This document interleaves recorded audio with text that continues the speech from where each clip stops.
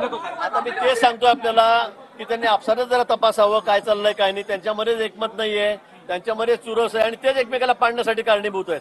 आणि मला वाटतं त्या पद्धतीने त्यांनी त्यांचा बरोबर गेम केलेला. सर, महाविकास आघाडीमध्ये कुठल्या पक्षाने तुम्हाला मदत केलेली आहे? महाविकास आघाडीत कुठल्या पक्षाने तुम्हाला मदत केली? काँग्रेस ते आता सांगता येणार नाही. सगळं गुप्त मतदान आहे. कोणी सत्सद विवेक बुद्धीला वापरून त्या ठिकाणी कोणी आम्हाला मतं दिली आहेत. पण या ठिकाणी मोठ्या प्रमाणामध्ये विरोधी पक्षांची मतं आम्हाला मिळालेली आहेत. काँग्रेसची आठ निवडणूक होत्याचं म्हणलं जातंय। सदाभाऊ खोत हे सुद्धा विजयी झाले। 26 मतांचा कोटा पूर्ण करत म्हणजे 26 मतं घेत सदाभाऊ खोत या ठिकाणी विजयी झालेत।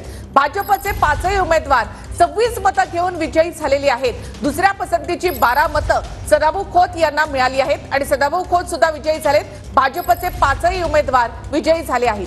महायुतीचे 9ही उमेदवार सध्या विजयी झालेले आहेत। सगळ्यांचं लक्ष आता लागलेलं आहे मिलिंद नार्वेकर यांच्या निकालाकडे। अवघं 1 मत त्यांना हवं आहे विजयासाठी। दुसऱ्या मतांची पसंतीची 12 मतं सदाभाऊ खोत यांना मिळालेली आहेत आणि त्यानंतर 26 हा विजयी कोटा पूर्ण करत 3 अतिरिक्त मतं घेऊन सदाभाऊ खोत हे विजयी झालेले आहेत। सगळ्यात कमी मतं या ठिकाणी जयंत पाटील यांना मिळाली आहेत। त्यांना 12 मतं या ठिकाणी मिळाली आहेत। शरद पवार गटाने त्यांना पाठिंबा दिला होता आणि शरद पवार गटाचे 12 आमदार आहेत, तर जयंत पाटील यांना अवघी 12 मतं इथे मिळाली आहेत। मिलिंद नार्वेकर यांना 22 मतं, विजयापासून 1 मत दूर।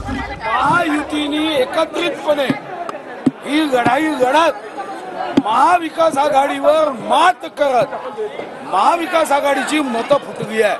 महाविकास आघाडीच्या अनेक आमदारांचा महाविकास आघाडीच्या या नरेटिव्ह सेट करण्याच्या राजकारणावर आता विश्वास राहिला नाही आणि म्हणून त्यांच्यापैकी काही आमदारांनी मतदान हे महायुतीच्या उमेदवारांना केलेलं आहे।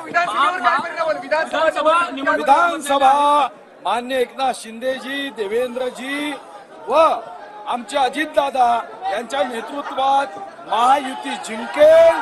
छत्रपती शिवाजी महाराजांच्या विचाराचा विजय।